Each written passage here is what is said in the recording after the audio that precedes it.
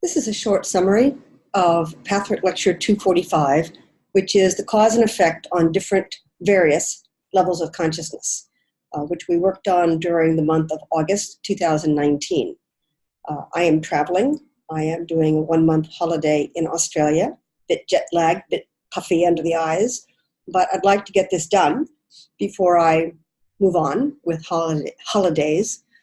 So what I'm going to try to do during this summary is I'm going to be reading some notes, which is not my normal way of doing things, to bring in, I went through the notes of all the online meetings for August.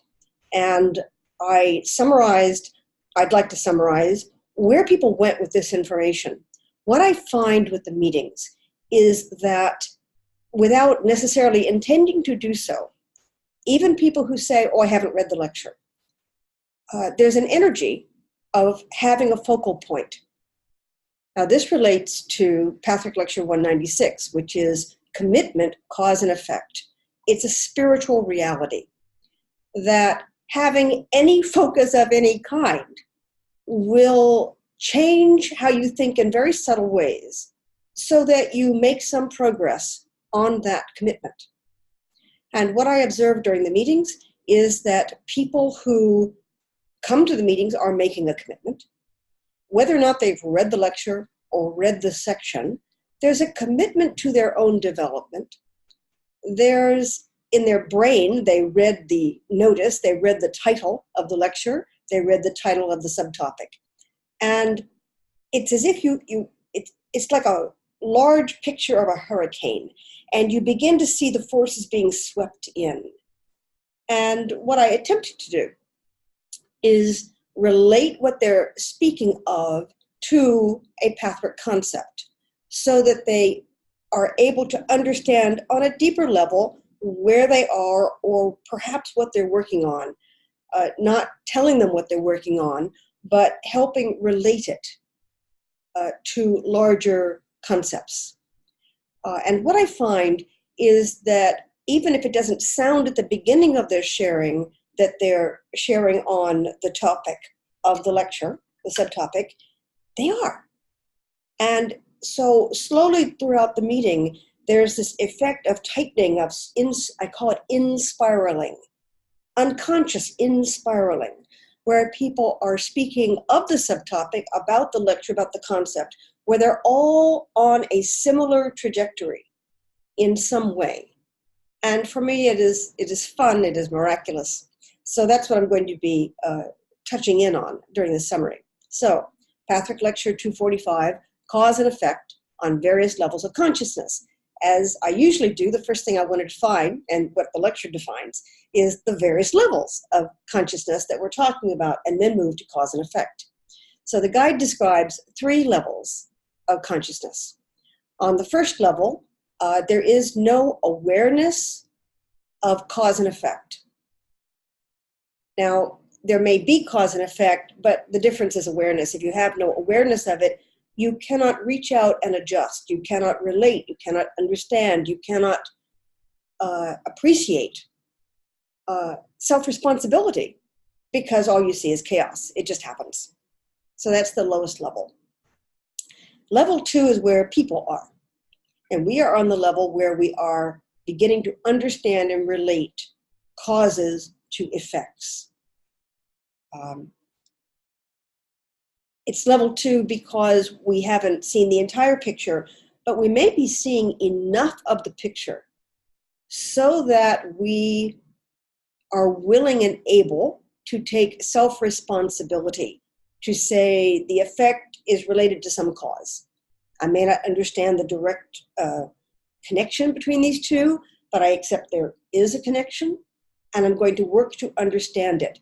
That is not submission. That is not, it's my fault. There's a phrase, contributory negligence, where in crash investigations, they're looking for the cause of the accident. And very often it's a variety of factors.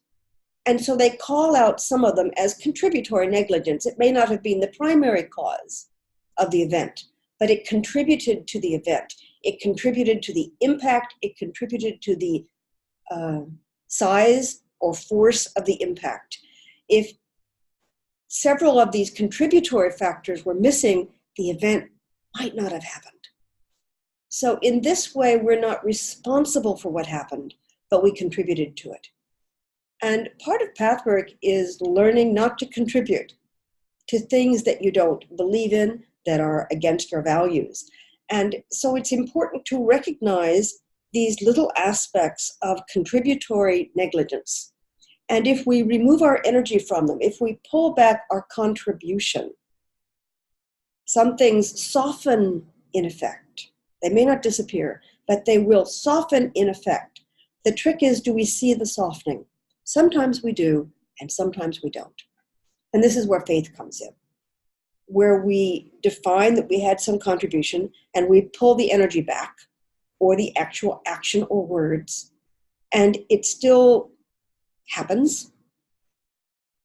And all we can do is our piece. All we can do is pull back the little bit that we feel, that we believe, that we understand we may have contributed. You can see where this is not something that can necessarily be proven, and yet we're working in the realm of spirituality in this work. So we're looking at what I believe, and it is my belief that life is about trial and error. So we try something and we see what happens, and then we adjust. We try something, we see what happens and adjust. That's what life is for. That's what it's about. I have found myself saying many, many times recently that to remind people that Pathwork teaches the reason we are here in human form is to enact trial and error. We're here to see the effect of a belief we hold. Now, there are many other things to do. It's not the primary. It may be the primary reason to be here spiritually, but it's not the only reason to be here, and it's not the focal point of our conscious lives. But if we hold a belief that God is mean, that belief manifests. And it manifests in a million ways. And at some point we may realize that we have an underlying belief that God is mean. And we begin to address that. We begin to notice. And the starting point of unraveling that is to say, what would life look like? What would I do? What would I feel? What would I think if God wasn't mean? It has to be an if statement at first because we don't know. And we explore that territory and say, if the universe is benign, if there is no desire to punish spiritually, if punishment is basically the effect of holding negativity and enacting it, what if I don't enact it? Now, there's a stage of human development where you may not enact it, but you hold it. People are sometimes surprised when I share about the negativity that I hold. Well, I'm human, and I'm certainly not an enlightened being. So my job here on this planet is to realize where I have negativity and to withhold the enactment of it. And then slowly, over time, with great care, to allow that negativity to be dissipated, to not hold it any longer.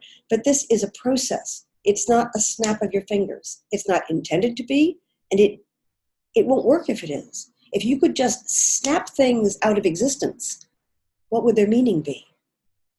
So part of our job here is to enact, to display what we believe, the positive and the negative, and to see the effects of our negative beliefs and values and holding and feelings and thinkings, and adjust them and see the difference in the effect. Now, when I say trial and error, you have to find the belief that you think might be negative, and then you need to figure out how that's enacting, and then you need to figure out how to hold it and not enact it for yourself, not for others, not for the climate you've created, not for the friendships that you've drawn to you because they may have been drawn to you, partly because of that negativity.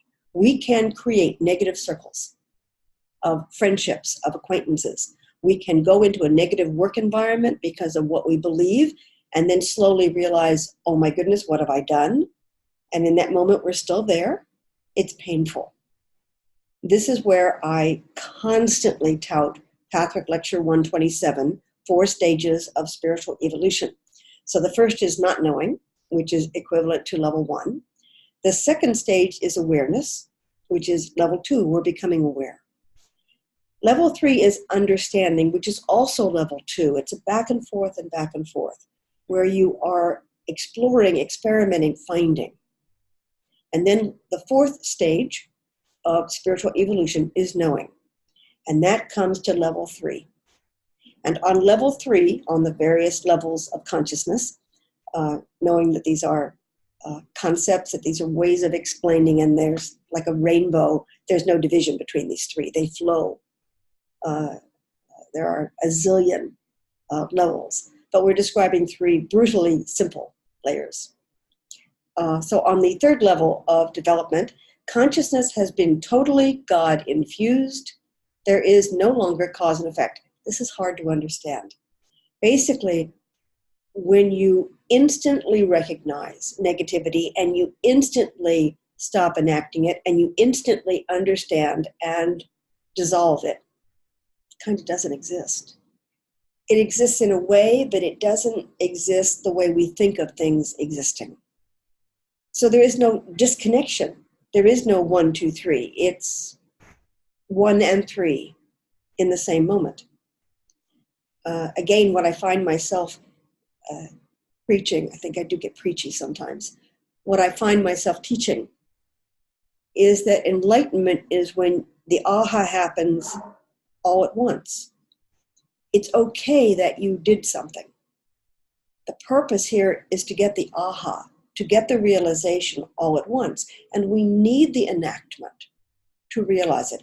I need the negative thought to cross my mind, to realize I still hold it. If I can't see it, I can't adjust it. So it is important to, the awareness of negativity does not make us negative. In fact, the awareness of negativity is our divinity. It is our enlightenment in progress. And what level 3 means, that in spirit we're already there. So by the time you start the journey, you are at the journey on a spiritual level. So these are the 3 levels of consciousness that we refer to. You can't work on level 1, you don't know. So we're always working on level 2, where we have a glimmer of awareness. So as an exercise, what I suggested is that we always look at the aspects of our lives that are disharmonious. That's where the awareness of something is. Where you are harmonious, either you don't know what you're doing and you have no awareness, or you're harmonious, and it's sometimes hard to tell the difference. But where your life is disharmonious, that's where something's going on. So it's good to compare the 2. Look at the aspects of your life that are harmonious, that don't create feelings of disharmony, that don't feel bad, that don't bother you, that don't create destructive circumstances, that don't upset anyone, don't upset you, don't leap into your, oh, ow, why did I do that? Look for the areas of your life that are harmonious, and then look at the disharmonious aspects of your life. And notice areas where you feel that you have gotten away with something. Because that's the areas we're trying to bring up. What is already disharmonious is already in your consciousness. What we're trying to do is bring more things into the disharmonious, because that's where we can work. So the in-between stuff, where we're not sure, is where we think we've gotten away with it, where we think there is no cause and effect, level 1. Where we believe that being unloving, uncaring, unresponsive, unhelpful, there's no external evidence. No one's called you out on these things. And if you can notice such thought and feeling patterns, you are not fully in level 1. So the idea is to sweep things as much as possible into level 2, which is the working area of your spiritual life, so that you can bring them into level 3. There is a harmony in knowing. again, this is a place where humankind has done carrot and stick for so long, it's part of our nature. We can't grasp the idea that there is a spiritual level. This is what the guide teaches. There is a spiritual place where you can be bad, but you know you're bad, and you say, I'm working on it, I'm doing the best I can. And that is harmonious. Everybody's applauding. Yay, you go for it, you do it. And there's a harmony in working on something, but not being there yet. And an awareness, a surrender, which is later in this lecture. A surrender, it's going to take some time. To some extent, it's like saying the acorn is the oak tree. It is the oak tree that has died, is being burned in the fireplace. All of these things are the oak tree. And this is part of the teaching. There's even a lecture on it, which I cannot remember the number of. It might be 119, about time. That time in spirit doesn't exist. And therefore the acorn is the oak tree. And the cord of wood in the fireplace is the acorn. They all exist instantaneously. And this is what I believe the guide is talking about in level 3, that everything exists simultaneously. So the minute you say, I want to address my negativity, part of you is already there. So as part of the study guide, I also brought in the teaching of the keys, which was developed by Bert and Moira Shaw, that are taken from the lectures and go off in a direction that is, I was taught the keys as part of my Pathwork training, and it adds immeasurably to my understanding. And they speak of 3 spheres. The first sphere is where we're only concerned with us. The only thing that exists is me, my needs, my wants, my desires, my fears. And that this is a bubble that we live in. We have no awareness of anything outside the bubble. We believe that that is. It's like the way humans believed that the earth was the center of the universe. And then one day we realized, no, we're not. We're a part of a whole. And we thought only of the solar system. And today, I get lots of news articles and news sources. And today, lately, day after day after day, there's nothing but articles saying the universe is much bigger than we thought. Recently, there have been articles about there might be another universe. There might be leftovers from another universe. They can't grasp what they're seeing, but they're beginning to see something that stretches their theories and their minds. That's part of being in level 2. That we're realizing there is a bigger reality. And in the keys teaching, that is, the first is the self-sphere. The second is the universal self-sphere, where I exist and you exist.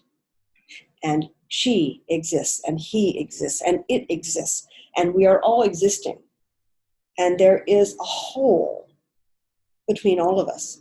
And what I do affects you, and what you do affects me. And there's more to life than my needs, my wants, my desires. And yet, I am part of everybody's needs and desires. In the keys, there are 3 levels: self, universal, and then there is the spirit sphere, which matches the 3rd level of consciousness, where there's an infinite reality.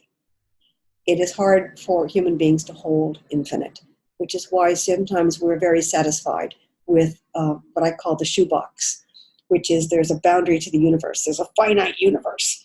We can understand that. It is mind-bending to try to grasp the concept of real infinity, of something that never ends. It goes beyond our human mind. The study of spirituality very often asks us to go beyond our human minds. That's part of what faith is. So that's a little summary of the 3 levels of consciousness. And then what came up in the work that we did during the month was when we look at disharmonies, I pick up some teachings from Pathwork Lecture 45, which we did in July. And that is, once again, because infinity is hard to grasp, it is nice to have recipes. I call them recipes. like dividing things into 3 levels of consciousness or 3 spheres of reality. The recipe helps us focus. It helps us understand 1, 2, 3. And if we can truly understand 1, 2, 3, the world of mathematics opens up to us. So in this formula from Pathwork Lecture 45, which was about negative pleasure, the idea is that negativity, all negativity, any negativity, creates conflict. And conflict of any kind creates some kind of pain. There's a concept of reverse engineering where just like going from the generic to the specific, then you can go from the specific back to the generic, but you have to be careful because you need to look at a lot of specifics to be able to come up with the correct generic. In medieval times, they would take a specific observation and draw a generic concept of it, and they'd be wrong because they didn't have their facts. They didn't understand the full mechanism of the specific, so they leapt to a conclusion. So while you can go from the specific to the generic, you can come up with a theory, but you need to have a lot of different pieces of evidence. And then when new evidence is discovered, you need to go back and figure out where that theory might have been too narrow or have a distortion within it. So when we reverse engineer, negativity creates conflict and conflict creates pain. Any pain is because of a conflict.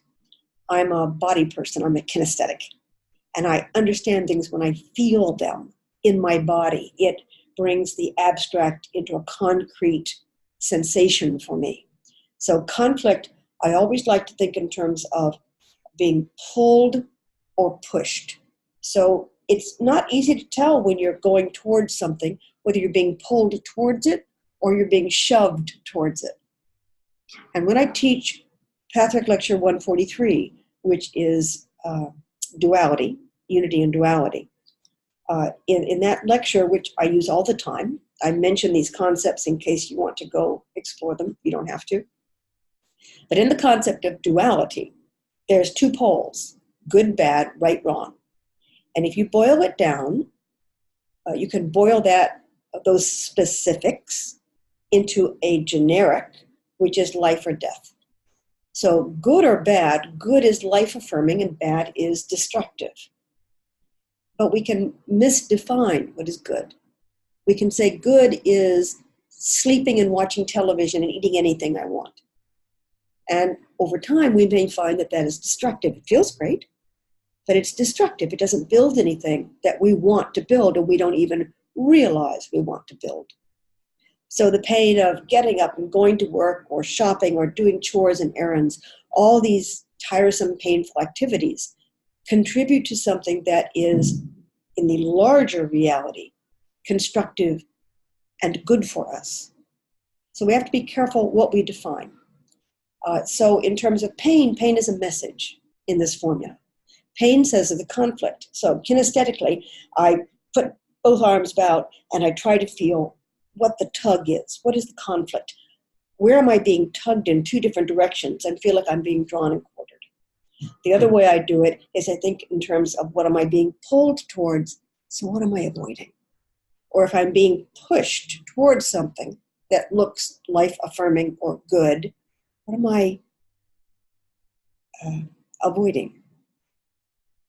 So sometimes, as much as I am looking at the positive, I'm also running away from the negative.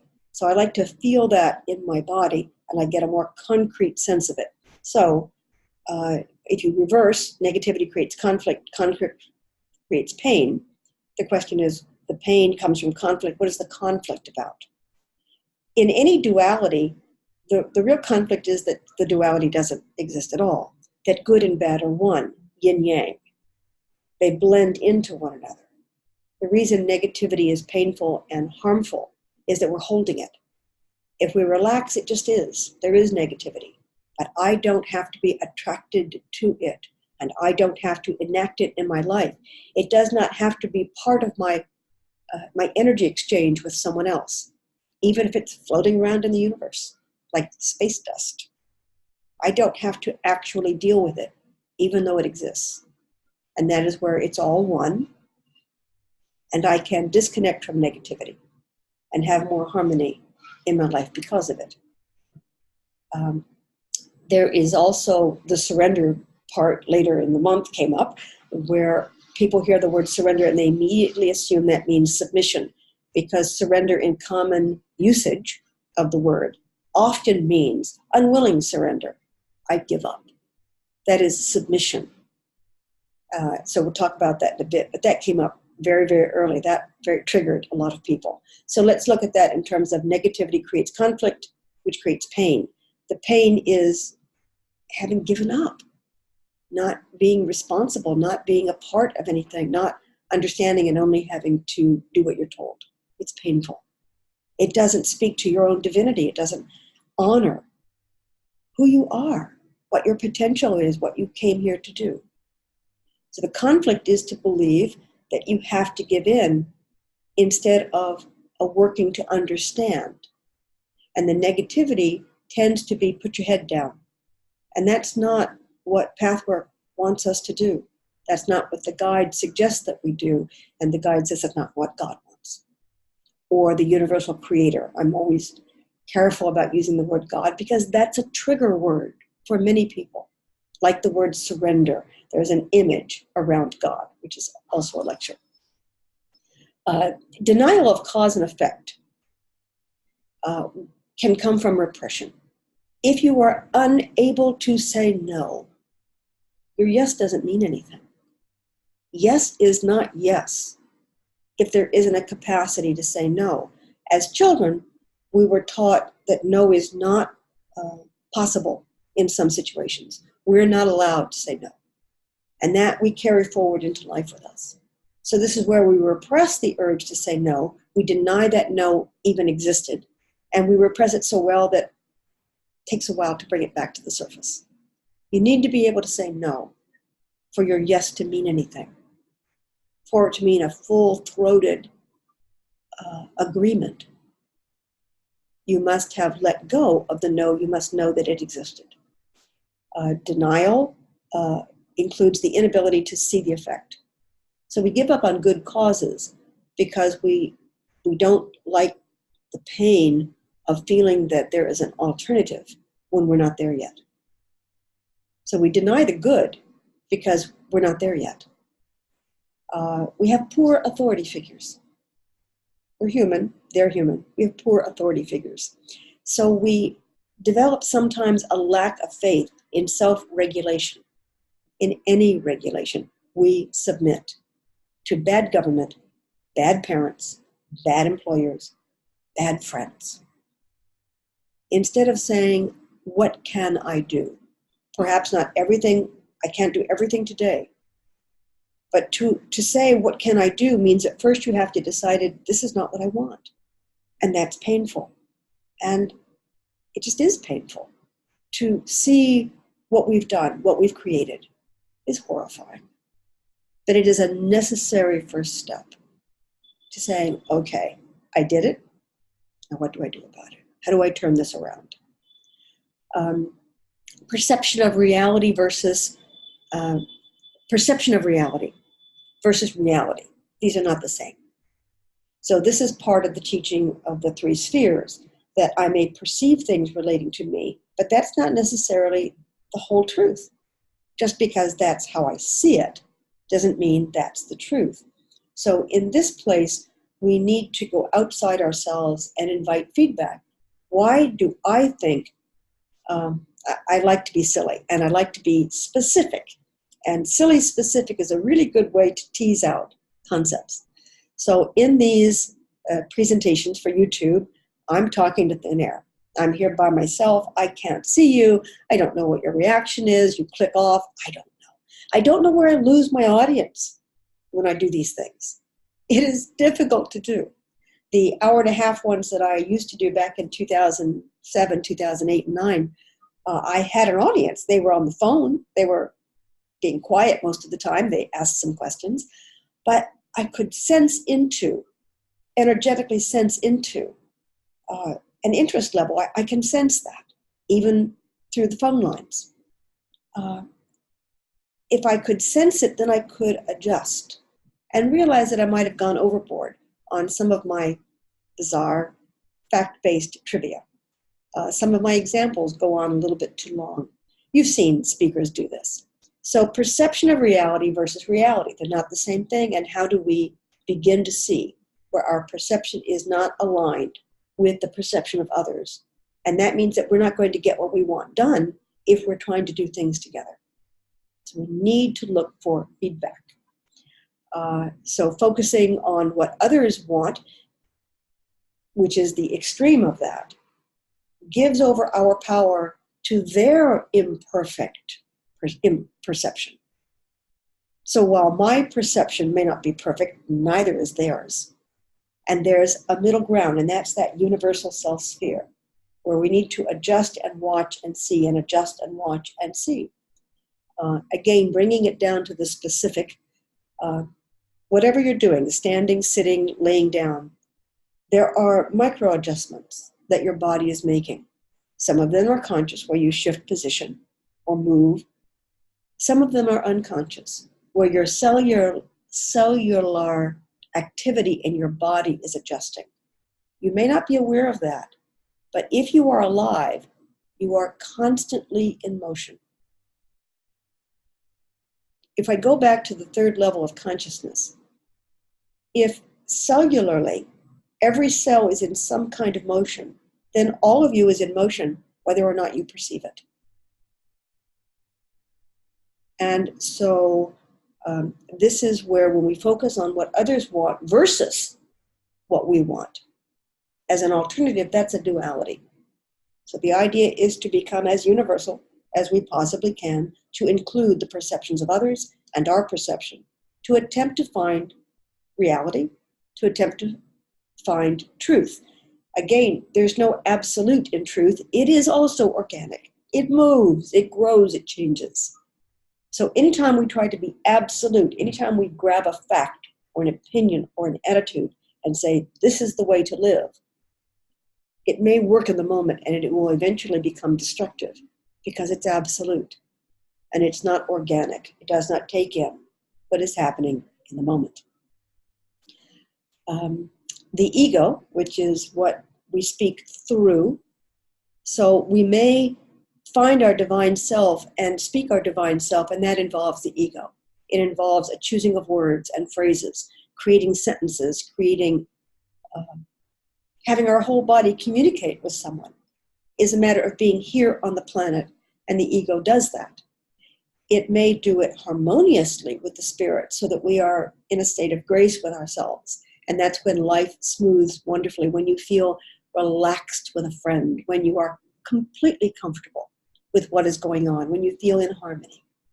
Then the ego is aligned with where the rest of you is, where your divine self is, and aligned with the divine selves and egos of others. It's a moment.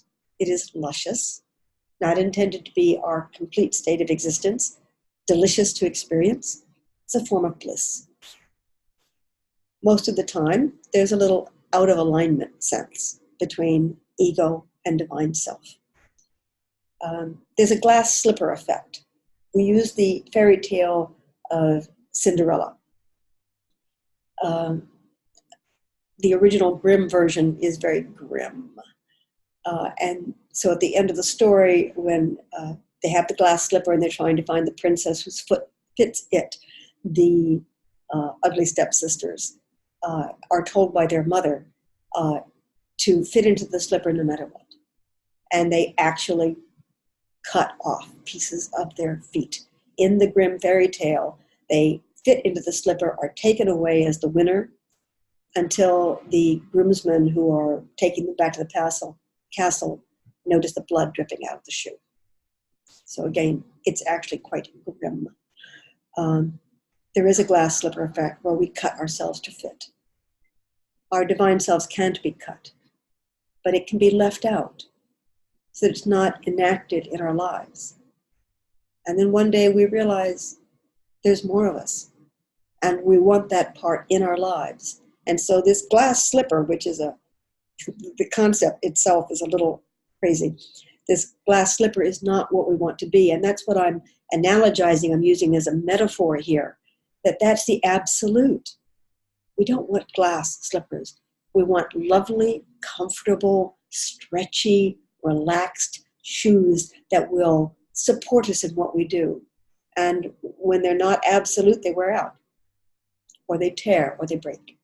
And so you have to get another pair of shoes and get them to the point, wear them in, so that they fit what you want to do and how your foot likes to feel. And this is what life is about. We're constantly wearing out our shoes, getting new ones, and having to break them in. So there's a cycle. And it deepens at some point in your life. You know how to pick a shoe fairly well. In the beginning, you pick it for looks, and that doesn't work out so well. So then the last one was freeing to accept others' issues aren't always intertwined with ours directly, meaning it is freeing to realize that the issues of others and ours are not they're not meshing well. So there's a misalignment. It may be useful for a while. A search for perfection is a search for the glass slipper. So we need to accept, perhaps, this is not perfect, but it serves me in the moment, and I'm learning from it. So I can accept that I'm not where I want to be, but it's an okay place, and there's learning going on. There's something going on that's constructive. And then comes the day where I'm not learning anything, or I'm done with my learning. But what we do is we start saying, they're wrong, they're bad, that group is holding me back. No, they have lost their value in where you are. So it is freeing to see where Douglas Adams, who did the trilogy, or I think there are 4 or 5 books, so it's not a trilogy anymore, Hitchhiker's Guide to the Galaxy. One of the books he wrote was about the dolphins being spiritual beings, and when the earth was going to get blown up, evaporate, when the usefulness of the earth was over, that the dolphins go into space, they fly away, and what they say is, so long and thanks for all the fish. And that's the mantra I use for this situation, to learn to say thank you. Thank you. I have appreciated all the fish. I appreciated the oceans and the experience of being there. And now I feel the need to move on, instead of making them bad so that I can feel good. So this, a bit longish, but this is all about the 3 levels of consciousness. Once you begin to understand the distinctions between these, then cause and effect, which is the purpose or the title of the lecture, begins to make more sense. That it comes into our field of vision and we wrestle with it, and then it becomes one, becomes a non-issue because we understand it, we know it. The second subtopic was cause and effect paradoxes on the earth plane. And I've actually gone into that in the first section, so I may not need to go into much more of it.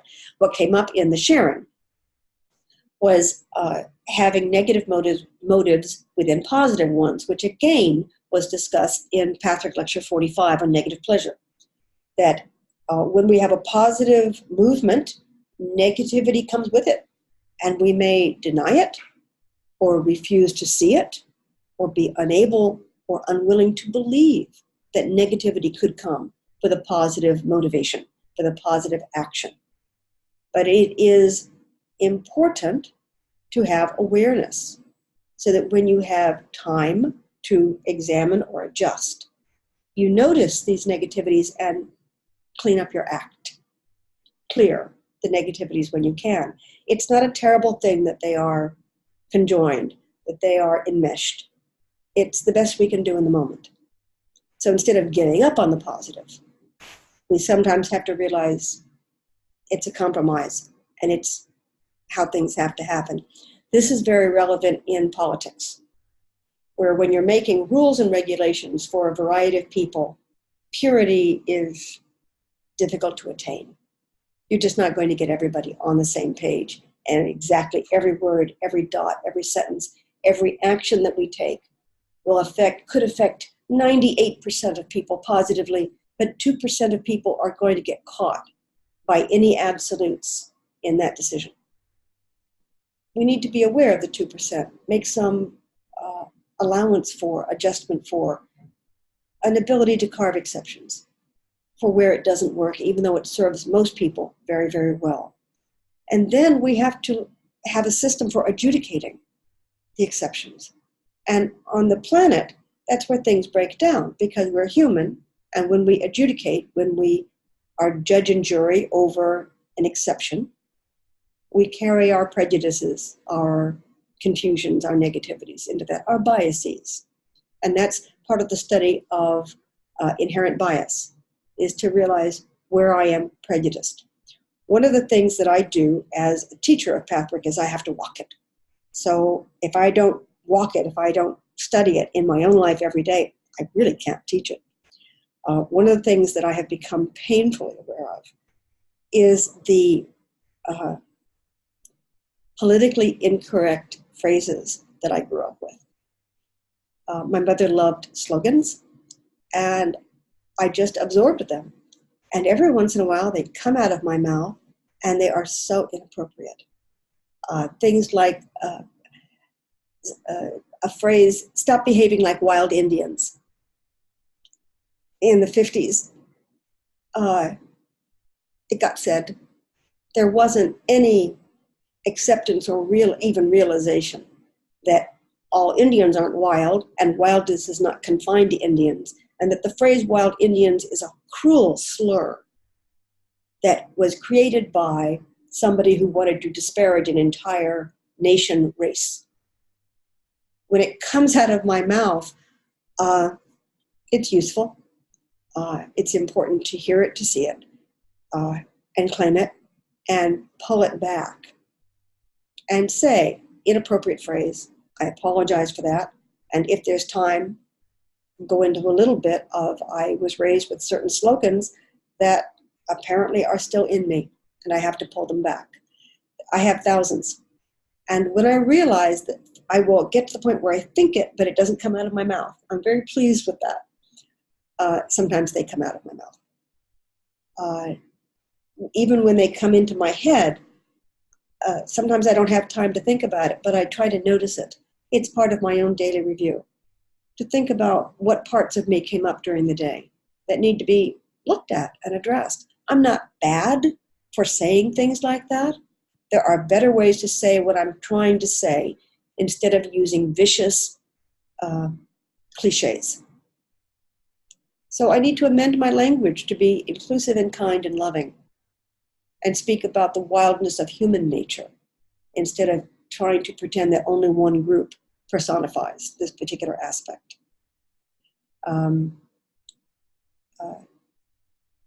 When we are called to spiritual work, we sometimes become overwhelmed by what that means. We come into awareness of our negativity, and we're perhaps at the beginning of the journey, and we're nowhere near any end in sight. And this can be discouraging. Got to work with the discouragement and realize that there's a sense buried in that. What is the underlying belief system that says once I realize something, it makes me bad for not having realized it before, instead of understanding, oh, this is the process. Now I have awareness, now I can work on it. I learned to apologize at one point, and real apology is a profound experience. You have to learn to do it. It's a skill. And part of apologizing that I learned to do with the help of Pathwork was I learned that first part of the apology is inner.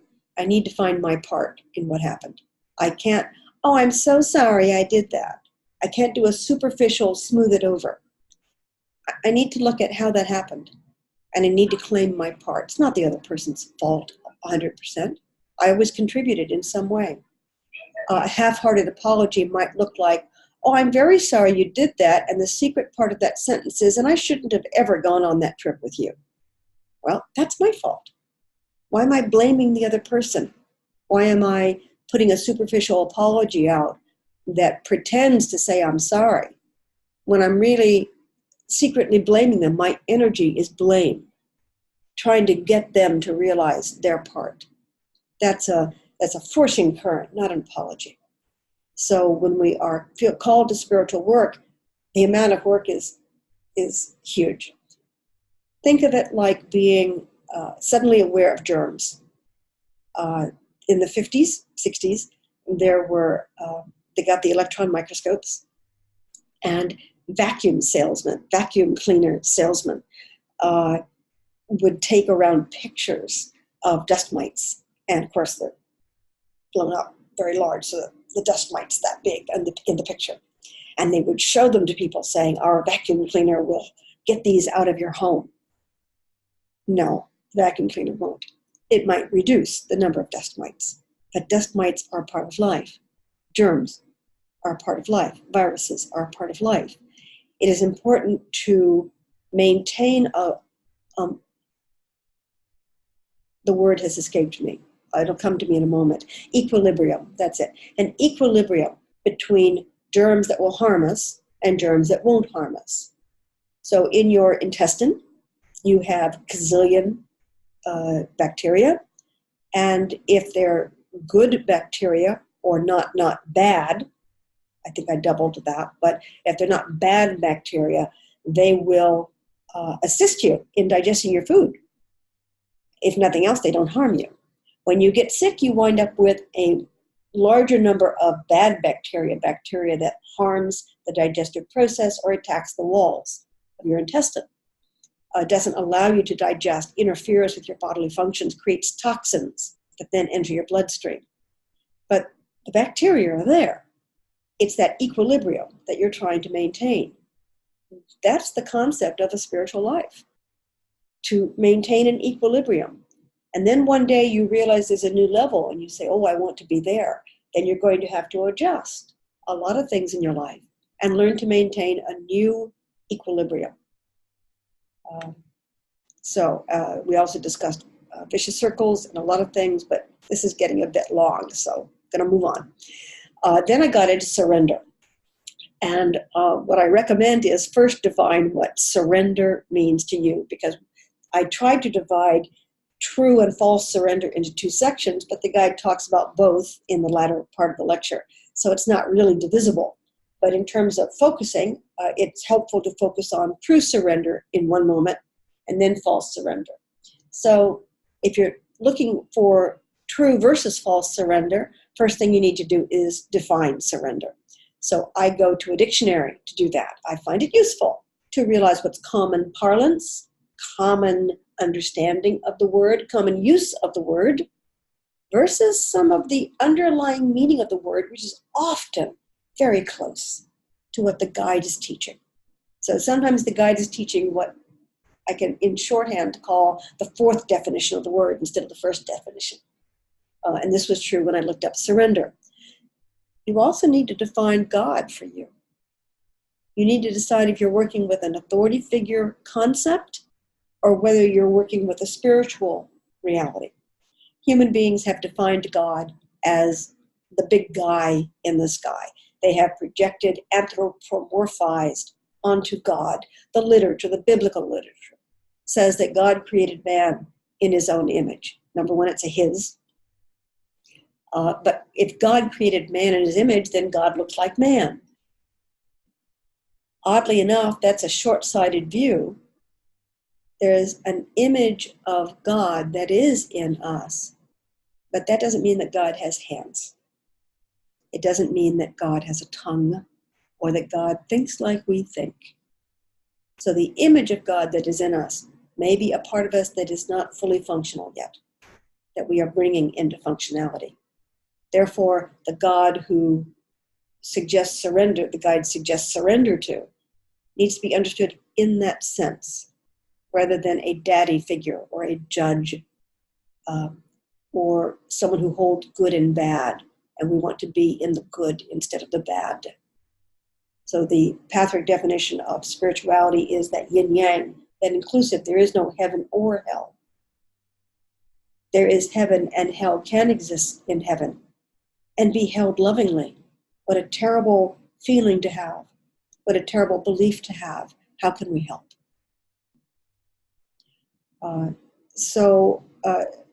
In surrender to God, I have to mix it. You can't only talk about pure surrender without including an idea of false surrender. Think of surrender to God as an innate soul movement. That's the phrase used in the lecture. How do we think of that as an innate soul movement? So I analogize, having trouble with my language today, I analogize that to God is gravity. God is oxygen. We don't argue with gravity, we deal with it. If you don't deal with it, you fall down. If you don't watch out for being out of balance, you fall down. Fall down, go boom, get hurt. We need to respect gravity. We need to accept it as a reality while we're on the planet. Now that we're in outer space, we have to deal with the consequences of lack of gravity. I do watch YouTube videos. I watched one that NASA made about taking toys into space. And they talk about how a slinky works in space, how differently it works, how a paddle ball works in space, how playing jacks doesn't work in space. All these simple things that we have dealt with our whole lives, when gravity is removed, they don't work.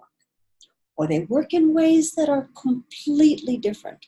And that's what happens to us when we move into spirituality. It's a different realm than the pen and paper, table and chair, work or go hungry world that we actually live in.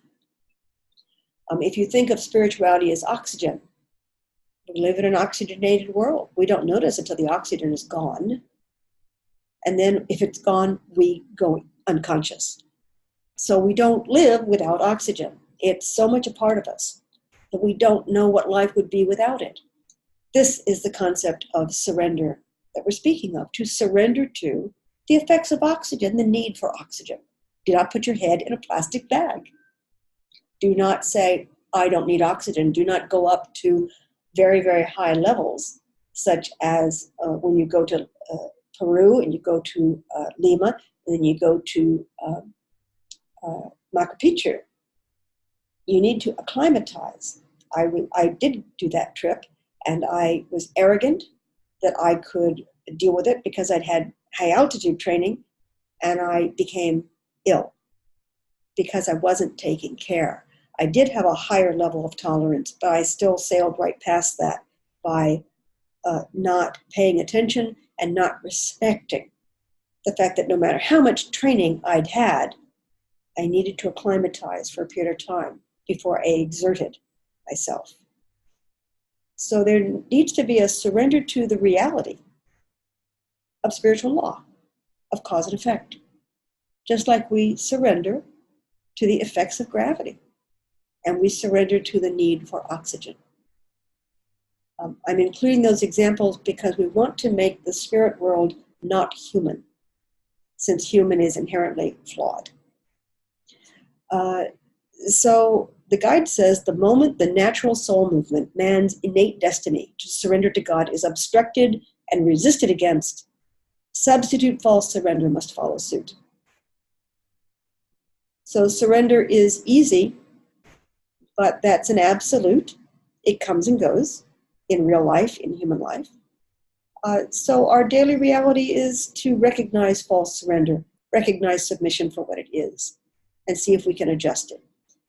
If we have to kowtow to an unfair rule, we may need to do that in the moment. There's no practical solution in the moment sometimes. But there can be awareness that we don't like it, that we don't want to be subject to it. We don't want to have to submit to it. Then you're going to have to take actions. You have to back up and figure out how you've got yourself in that corner.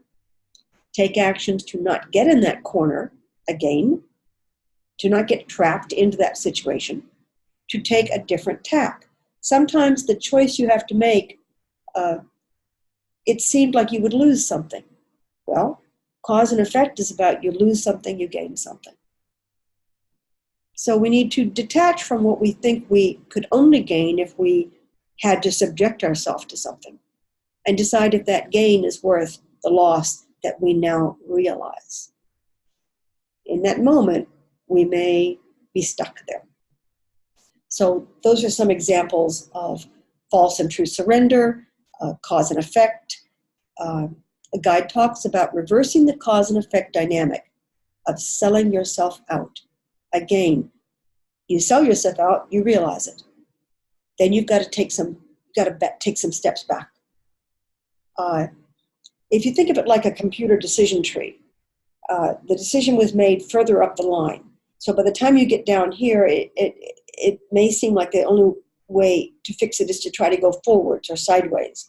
And yet we need to track back to the decision we made that got us where we are.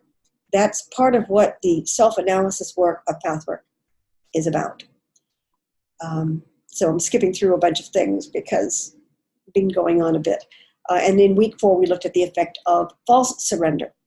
And the guide says, when surrender to God is your primary position, you are clearly aware of what is what, and then you can then follow suit in your action without inner conflict. Part of that is to admit that you have needs, that in certain areas of your life, an authority or leader is necessary. It's a reality. Human life is imperfect. But also that there is a role that you have to play in this relationship. The role may be smaller than you want. If you have in life ducked out of responsibility, then you're not in a position of responsibility. And cause and effect, you get something, you lose something. When you take responsibility, when you are in a position of responsibility, you are more aware. It's very painful to see all the needs and know that you can only fulfill a few of them. But you are in a position of responsibility, and you can fill some needs.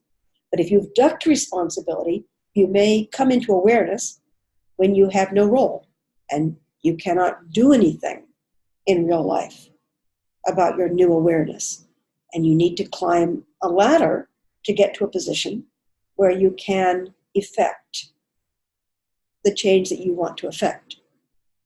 And the guide says, in this way, you only heighten your selfhood and your true dignity.